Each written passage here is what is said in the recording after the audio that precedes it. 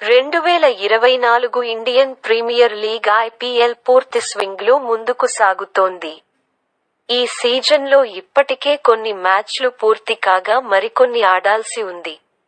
దాదాపు ప్రతి మ్యాచ్ ఉత్కంఠభరితంగా ఉండడంతో ప్రేక్షకులు కూడా ఈ మ్యాచ్లను వీక్షిస్తూ టీవీలకు, సెల్ఫోన్లకు అతుక్కుపోతున్నారు. లీగ్ ఛాంపియన్ చెన్నై సూపర్ కింగ్స్తో లక్నో సూపర్ జెయింట్స్ శుక్రవారం ఎకానా స్టేడియంలో తమ సొంత గడ్డపై వరుసగా 2 ఓటములను ముగించాలని చూస్తోంది. KL రాహుల్ నేతృత్వంలోని జట్టు వారి బ్యాటింగ్ యూనిట్లో చివరలను తీర్చడానికి కష్టపడుతోంది. ఇది వారి బౌలర్లపై గణనీయమైన ఒత్తిడి తెచ్చింది. దక్షిణాఫ్రికా సౌత్ పా క్వింటన్ డికాక్ ఈ సీజన్లో ప్రకాశవంతంగా ప్రారంభించిన తర్వాత తన చివరి 3 మ్యాచ్లలో కఠినమైన పాచ్లో ఉన్నాడు. LSG యొక్క యువ తుపాకీ ఆయుష్ బడోని అతను ఇప్పటివరకు ఆడిన జట్లకు వ్యతిరేకంగా ఉద్దేశ్యాన్ని ప్రదర్శించాడు. అయితే నికోలస్ పూరన్, మార్కస్ స్టోయినిస్ మరియు కృణాల్ పాండ్యా నుండి కూడా మద్దతు పొందనున్నాడు. మరోవైపు, ఆదివారం తమ చిరకాల ప్రత్యర్థి ముంబై ఇండియన్స్ పై ఆధిపత్య విజయం సాధించింది.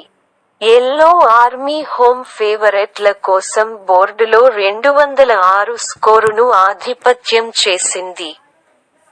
వికెట్లు చౌకగా దొర్లడంతో మీ యొక్క ప్రత్యుత్తరానికి దాని సాధారణ స్టింగ్ లేదు. అయినప్పటికీ, CSK యొక్క ఏస్ బౌలర్ మతీషా పతిరానాకు ముందు వారి ఓపెనర్ రోహిత్ శర్మ నుండి పోరాడే టన్ను తుఫానును ఎదుర్కొని 4 వికెట్లు తీసి అతని జట్టును విజయపథంలో నడిపించాడు.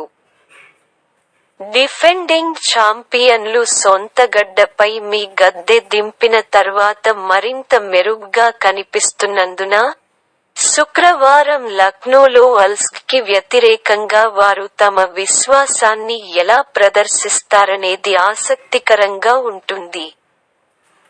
లక్నో పిచ్ బ్యాట్స్మెన్ను కలవరపెడుతుండగా, 2 జట్లు తమ స్పిన్నర్లను డెక్పై మండించే అవకాశం ఉంది.